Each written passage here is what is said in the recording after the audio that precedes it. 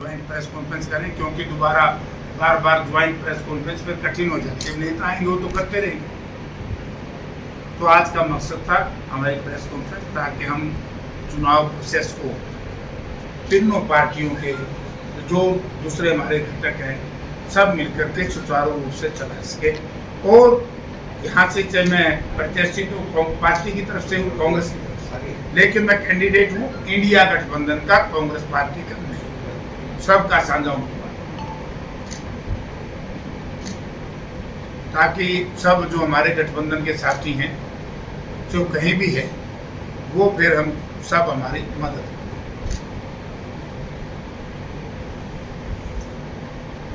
6 तारीख को नामांकन पत्र भरेंगे। अब और कि मैं पूछना तो था आपके परम मित्र है कुलदीप बिश्नोई, उनका कहना है कि जयप्रकाश छोटा जना बात जगह कोई बात नहीं, उन्होंने जो कहा है उन्होंने कह दिया। ये तो राजनीति है, हर आदमी स्वतंत्र है, जो जो कहे।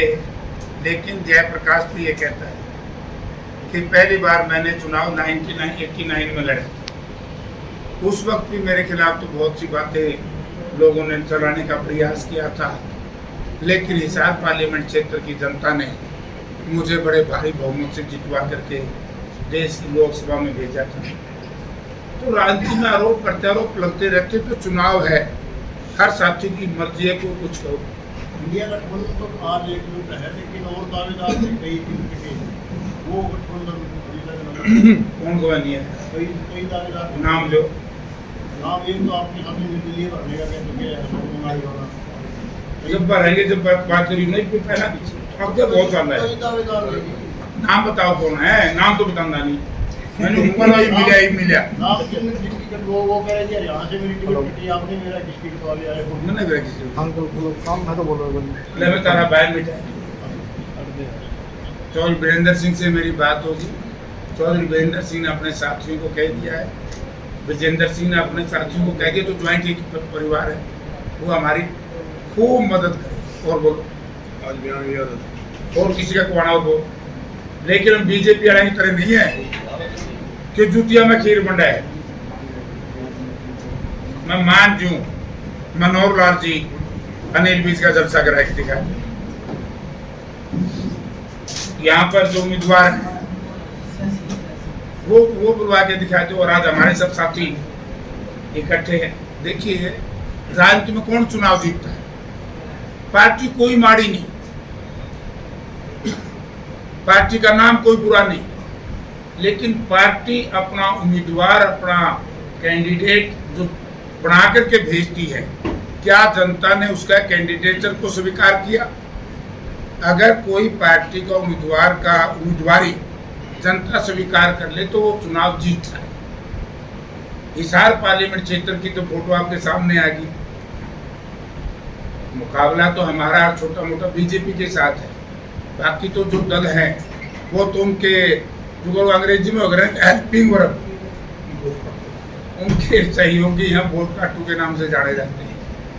रणजीत सिंह जी की मैं अपने मुंह से नहीं कहूँगा, उनकी उम्मीदवारी स्वीकार ही नहीं कर रही हिसार पार्लियामेंट क्षेत्र की जनता, क्योंकि रणजीत सिंह जी ने आदमपुर विधानसभा क्षेत्र के उन मतदाताओं के साथ विश्वासघात किया जब वो बिजली मंत्री थे। मैं डाणियों में जाता था, सदरपुर की डोबी की डाणियों में, शीशवाल के डाणियों में, लोग कहते थे जयप्रकाश जी वोट तो दे दें, लेकिन रणजीत सिंह कह के गया है हमारी डाणी में कनेक्शन को नहीं, अरे बिजली आ जाएगी, पोल खड़े करा दिए, पीछे से बेईमाना किया। बिजली बोर्ड ने FIR दर्ज कराई लोगों के खिलाफ कि हमारे पोल चोरी हो गए। और जब जनता गई, यहाँ बिजली पंचायत लगाते थे, क्या आपने वायदा किया था, हमने वोट आपके कहने से दिए, कनेक्शन दो, बोला भैया पी से दो कनेक्शन दो। आज इसीलिए रणजीत सिंह जी की दुर्गति हो गई। कल फिर से ऐलान किया है कि 50 सीट हटते ही दोबारा कनेक्शन वो करा दिए गए। पर क्यों ना दोबारा को परीक्षा करा है,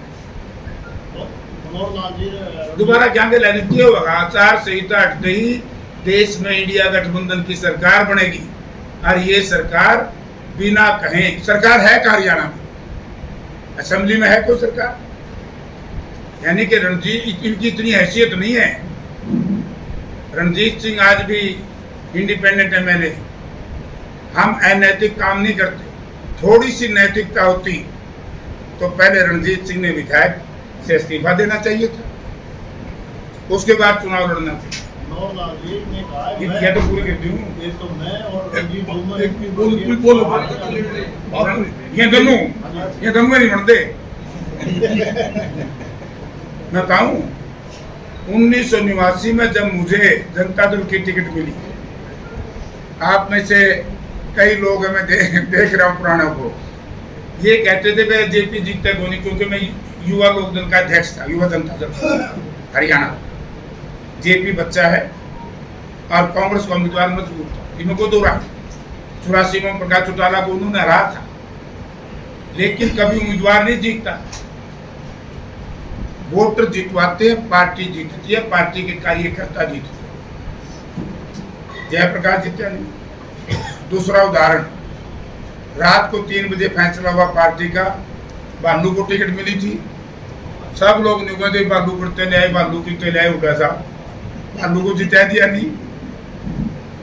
तीसरा उम्मीदवार अब आया है, नौजवान है, देवांशु बुद्धि राजा, हमारी पार्टी का प्रदेश का अध्यक्ष है। 3 दिन पहले हमारे विरोधियों ने यह भी प्रचार किया था, यूं कहने गंदे कि थाली में रखे दे दी। मनोहर लाल जी भी बड़े खुश हो रहे थे, कल आदमपुर से बाज लिए, बोला छोटो हिसार तो हारे लिए, सरसा तो हारे लिए, करनाल को बचाओ। इतना भारी बाजार की जनता ने उस साथी का समर्थन किया है, तो इसलिए यूं तो हारे रहे, खुद भी हारा है, हम जीतेंगे। बीजेपी के बड़े नेताओं की जहां भी रैली होती है, जैसे कल आदमपुर में थी, किसान नेताओं को गिरफ्तार कर लिया जाता है, उनको शहर में भी नहीं आने दिया जाता, इस पे आपका क्या कहना है? देखिए, ये बीजेपी के जो लोग हैं, इनके सहयोगी हैं, जो जेजेपी में, वो एक प्रचार करते हैं। मैं इनसे एक प्रश्न पूछना चाहता हूँ, जब किसान संगठन दिल्ली में जा रहे थे अपने अधिकारों के लिए लड़ने के लिए, डेमोक्रेसी में, प्रजातंत्र में हर साथी को, हर समाज को, हर वर्ग को अपनी लड़ाई को लड़ने का अधिकार है। सरकार यदि गलत निर्णय ले, प्रोटेस्ट करने का तो अधिकार है। किसान इनको क्या कह रहे थे? जब पिपड़ी के अंदर किसानों को लाठियों से मारा गया, पानी की बौछार कर दी गई, टीयर गैस के गोले फेंके गए, इनके ट्रैक्टरों के टायर फाड़ दिए गए, ट्रैक्टरों के इंजन में चिन्नी डाल दी गई, 730 किसान शहीद हुए। उस वक्त इन लोगों को ये याद सोचा नहीं था कभी? किसान तो कहते थे ठीक है, हम अपनी कृषि और खेती को बचाने के लिए अपनी कुर्बानी देंगे, लेकिन जब समय आएगा हम भी नेताओं से बात करेंगे। वो कभी कहते हैं कांग्रेस के, क्यों? अबे कांग्रेस के वो किसान संगठन है। किसान संगठन की कोई जात नहीं होती, किसान की, किसानी का कोई धर्म नहीं होता, किसानी का कोई क्षेत्र नहीं होता। उन लोगों ने अपनी किसानी बचाई, इन लोगों ने जुल्म किया। अब जुल्म किया तो जुल्मियों ने जुल्म का सामना तो करना ही पड़ेगा। नैतिकता की बात आप कर रहे हैं, तो नैतिकता के आधार पर आपने कहा कि इस्तीफा देना चाहिए रणजीत सिंह चौटाला को। क्या देवेंद्र सिंह हुड्डा देंगे इस्तीफा? वो क्यों देंगे? राज्यसभा सदस्य वो कांग्रेस पार्टी के हैं। मैं आपको बताता हूँ, चुनाव लड़ने की बात नहीं, नो, मैं बताता हूँ क्या है रूल एंड प्रोसीजर। 5 बार मैं MP MLA रहा, मेरे सामने भी ऐसी परिस्थिति आई थी। मैं कलाय से इंडिपेंडेंट MLA था, कांग्रेस पार्टी ने मुझे कहा कि 3 बार इलेक्शन आप लड़ लो। तब मैंने कहा था कि पहले मैंने इस्तीफा देना पड़ेगा, क्योंकि मैं इंडिपेंडेंट। कांग्रेस, रणदीप सिंह लड़े, वो कांग्रेस पार्टी के MLA थे। कांग्रेस पार्टी का MP हो MLA, वो चुनाव लड़ सकता है बिना इस्तीफा दिए। इंडिपेंडेंट MLA किसी पार्टी के अगर प्लेटफॉर्म पे भी चला जाएगा तो उसके खिलाफ एंटी डिफेक्शन एक्ट लागू होता है। अगर बीजेपी रणजीत सिंह ने पता ना हो, मैं बता दूं, नैतिकता और इंसानियत तो इंडिया गठबंधन के नेताओं की देखो, आज तक उनके खिलाफ किसी ने एक शब्द नहीं कहा। अरे ये हमारे हजूर फजूल प्रचार करते हैं हमारे खिलाफ। वो भाजपा में हम ही लोग टिकट ले, भाजपा ने जब भी तो मारा होगा 6 साल तक जगह। कल आदमपुर में कहा है सर कि पहले बापू तो हार गए, फिर बेटे तो हार गए, फिर पोते तो हार गए, ये रणजीत सिंह चौटाला तो हार गए। कोई बात नहीं, तो लोगों की मर्जी है। क्या करते भाई लोग पता नहीं क्या करते हैं। प्रजातंत्र है। जेपी साहब वो ऊपर बोले हमारा हाथ के नीचे तसल्लीदार उड़े हैं, इनका और तसल्लीदार कोई बात नहीं, 4 तारीख को पता लगेगा। भव्य बिश्नोई कहते हैं कि जयप्रकाश जेपी को चुनाव लड़ने का एक्सपीरियंस नहीं है, हारने का एक्सपीरियंस है। यह भी अच्छी बात होगी शायद, इसमें कुछ अच्छा निकले। कई बार हार के जीत भी जाओ, रणजीत सिंह सारी उम्र हारे बेचारा। बदलाव जी के बारे में बहुत कुछ बोल के गए थे, उसके बावजूद वो दोनों के दोनों इकट्ठे सीटों के बराबर के अंदर बैठे हुए नजर आए। किस प्रकार देखते हैं, जरूरी थी कल की रैली या मजबूरी थी? मुझे लग रहा है मजबूरी। मैं इस बात की घोर निंदा करता हूँ। चौधरी भजनलाल हमारे प्रदेश के, विशेष तौर से कांग्रेस पार्टी के मुख्यमंत्री रहे। चौधरी बंसीलाल कांग्रेस पार्टी के मुख्यमंत्री भी रहे, हमारे प्रदेश के मुख्यमंत्री। चौधरी देवीलाल हमारे नेता रहे, मुख्यमंत्री। आज तीनों एक्स चीफ मिनिस्टर स्वर्ग में हैं। और जो व्यक्ति उनकी अच्छाई करे तो बेहतर है, आप उनकी बुराई करता है, मैं समझता हूं कि उसमें ना इंसानियत है, ना संस्कार है, ना गैरत है। और यदि उस इलाके की जनता भी इस तरह की बात सहन करे, ये भी अच्छी बात है। चौधरी भजनलाल का जयप्रकाश का आपस में टकराव भी रहा। चौधरी भजनलाल की पार्टी लाइन से हट करके मैंने, याद होगा 98 में मदद भी करी कुलदीप बिश्नोई बाई इलेक्शन लड़ा, लेकिन आज तक कोई साथी ये नहीं कह सकता कि हमने चौधरी भजनलाल जी के स्वर्गवास के बाद कोई इस तरह का शब्द, क्योंकि हम उनका सम्मान से बात करेंगे भाई, हमारा संस्कार है। लेकिन तो ऐसे संस्कारी लोग हैं। और मैं आपने बताऊं, मैं 2 साल से उस इलाके से घर घर कर मैं जा चुका हूं। आदमपुर की जनता चौधरी भजनलाल के अपमान का बदला लेगी। हरियाणा की जनता, हिसार की जनता, बुआनीखेड़ा की जनता चौधरी बंसीलाल का अपमान जो मनोहर लाल जी ने, बीजेपी ने किया है, अपना बदला कैसे लिया जाता है? लाठी गोली थोड़ी चलती प्रजातंत्र में, वोट से या टी बोला ही नहीं, ये आग लगे छाती में बाजेगी। मनोहर लाल जी ने बाद में सफाई देते हुए ये कहा कि मैंने जिन मुख्यमंत्रियों की कार्य प्रणाली देखी है, उनके साथ काम किया, हमने देखी। मैंने तीनों अकेला काम करके ऐसे मनोहर लाल जी को उनके साथ मनोहर लाल जी किस बैठा करते मैं उनके साथ बैठा करता, कार्य प्रणाली देखी। भाई एक बात का तोड़ हो गया। अगर मनोहर लाल जी चौधरी बंसीलाल के साथ तो गलती से बैठ गए थे 2004 सॉरी 1996 में, उससे पहले मनोहर लाल जी तो राजनीति में गुण थे। जयप्रकाश जी तो नामांकन मैं कह दूं, मैं राष्ट्रपति दौरा बैठा था, बाबू राजेंद्र प्रसाद दौरा बैठा था, मैं जैन में बैठूंगा कितने। जयप्रकाश हिसार की जो चुनाव जो हो रहा है, पार्टियों की तो बात अलग है, लेकिन देवीलाल की विरासत की भी बात की जा रही है, क्योंकि 3 परिवार देवीलाल से हो गए, चौथा आप भी देवीलाल से जुड़े रहे हैं, तो जीत किसकी?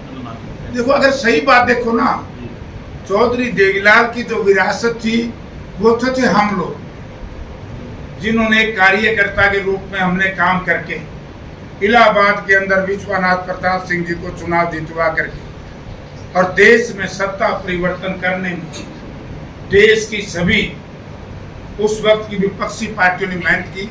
तो अगर वो बात करो तो फिर तो जेपी है। ये तो मैं क्योंकि उनका सर्वनाश हो गया चौधरी देवीलाल का। चौधरी देवीलाल की नीतियों के ऊपर तो इनमें से कोई कदम भी नहीं रख रहा। चौधरी देवीलाल की ये नीति थी क्या जो हाल इनने 5 साल में गदर मचाया है प्रदेश में, उसमें तो रणजीत सिंह भी आगे, दुष्यंत सिंह भी आगे और अभय चौटाला भी आगे। अभय चौटाला ने इस्तीफा दिया किसानों के पक्ष में, हमने क्या अच्छा काम किया, लेकिन 1 महीने के बाद किसान संगठनों का सहारा लेकर के जाके बीजेपी के पक्ष में वोट डाल दिया। डाला नहीं डाला राज्यसभा में, राष्ट्रपति के चुनाव में वोट दिया कि नहीं दिया। तो भाई विरासत की अगर वो बात कर रहे हैं तो विरासत तो हम जो उस वक्त के कार्यकर्ता हैं हम हैं, ये तो उनके परिवार के हैं और उनका नाम खराब है, हम अच्छा करें। अब नामांकन के दिन कोई बड़ा इंडिया गठबंधन का नेता आएगा आपकी इसमें? यार बड़े बड़े नेता कहाँ जाएंगे नॉमिनेशन पे?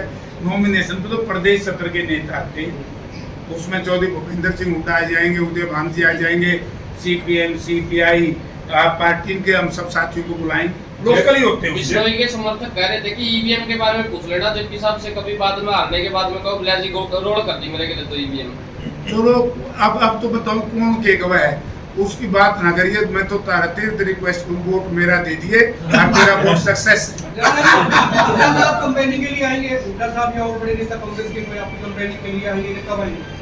ये तो हमारी इलेक्शन कमेटी और सॉरी कैंपेन कमेटी बनी हुई है, वो फैसला करेगी अपने तो को लेना देना। जयप्रकाश जी, रंजीत चौटाला ने सीधा कहा कि जयप्रकाश अनपढ़ है, इनका तो वजूद नहीं था, ये सरपंच जीत जाते देवीलाल की बदौलत ये आज यहाँ खड़े हैं। मैं फिर दोबारा से आपके कहता हूँ कि बिटोड़ा में तक उससे निकले है, इसको ज्ञान ही नहीं है। जो व्यक्ति अमित शाह जी को प्रधानमंत्री कहे, जो उम्मीदवार बीजेपी का वत्स साहब को राज्यसभा का एमपी कहे, उससे आप क्या कल्पना करना चाहते हैं, क्या सोचते उसके बारे में? अपना कहावत है हमारे देसी भाषा में, बिटोड़ा है ना उपला का एक ढे, उसने लीप दिया ताकि उसमें पानी नहीं पड़े, खराब ना हो।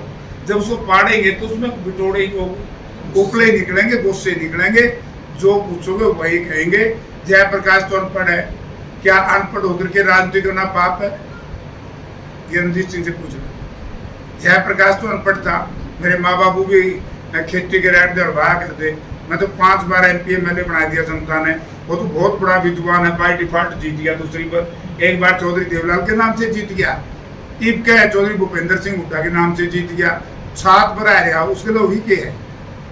रणजीत जी के बेटे ने कहा है कि जेपी साहब को वोट करने का काम ना करें, ये झूठे हैं, बिना टेलीफोन की तार लगे भी फोन करके सामने वाले को धमका देते हैं। ठीक है, एक अंदर हो उसने पूछ लियो क्या कि तुमने करवाए है। ये तो हमारा कहावत है, बोला मुक्का चुके फलानी गावाड़ पताड़, ये तो फंस गई के स्कंजे में, जेपी आड़े में, हमारे इंडिया गठबंधन आड़े में। और कोल्लू है, कोल्लू में तो हम मोटा पिंडा, अरे एक छोटी एक सबसे छोटी जबरदस्त कम देर लायक जो मैं टाइट कर दिया थे चापी कर ये के इनका रस काट दूंगा दिन दो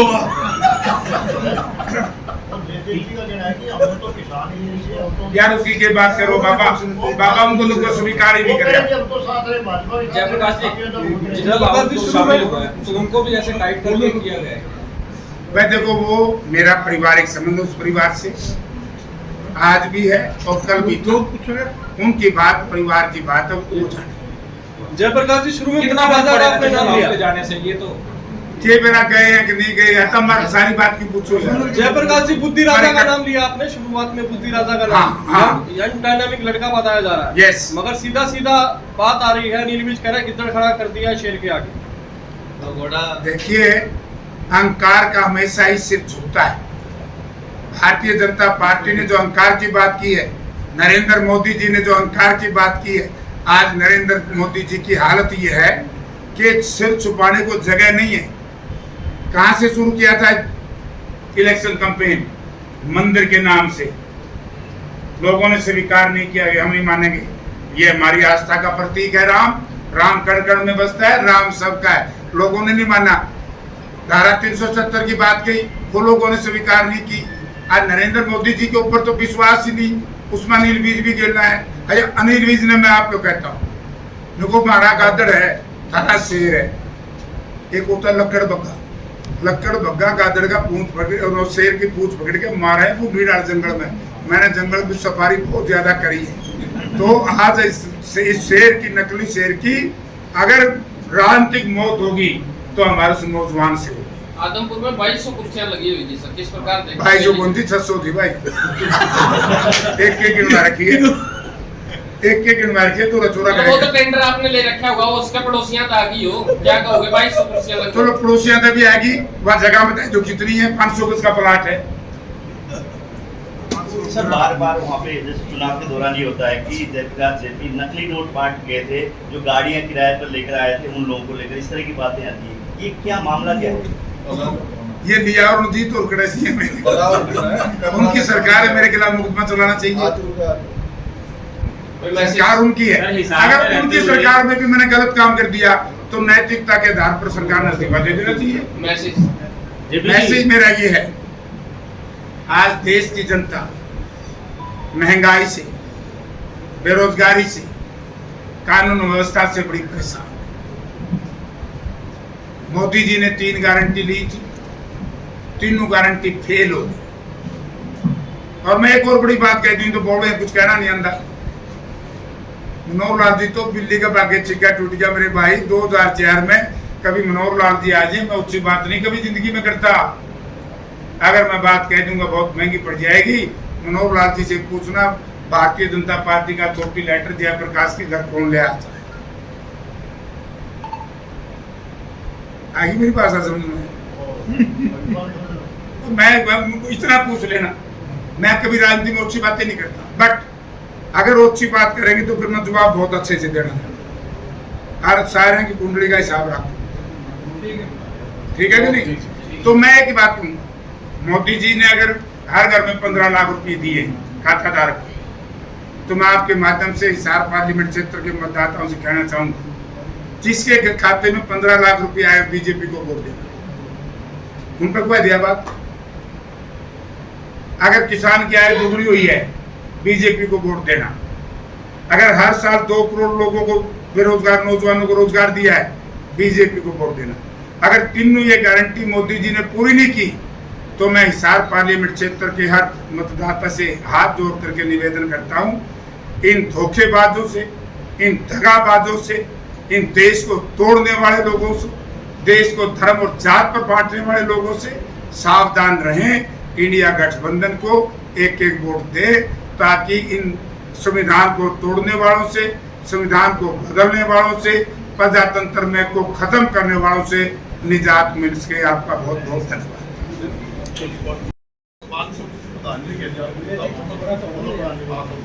महाराज जी बोलो। आज ये प्रेस कॉन्फ्रेंस जो इंडिया गठबंधन की हुई है, थोड़ा तेज बोलिए।